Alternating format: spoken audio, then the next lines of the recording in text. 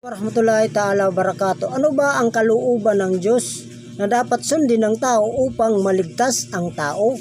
Sinabi niya dito sa Acts 3:13.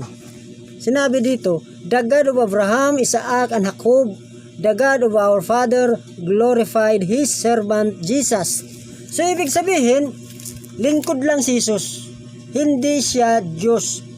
Kapag ang paniniwala mo ay Diyos Jesus, hindi ka maliligtas sapagkat napakalinaw. Sinabi niya nga ang Diyos ni Abraham at ni Isaac at ni Jacob, ang Diyos ng ating mga magulang ay niluwalhati ang kanyang lingkod na si Jesus.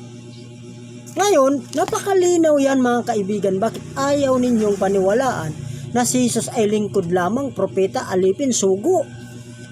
Ngayon, kung ayaw yung maniwala, hindi kayo makakapasok sa karanang land kasi yun ang kalooban ng Diyos na siya ay iisa lang na Diyos.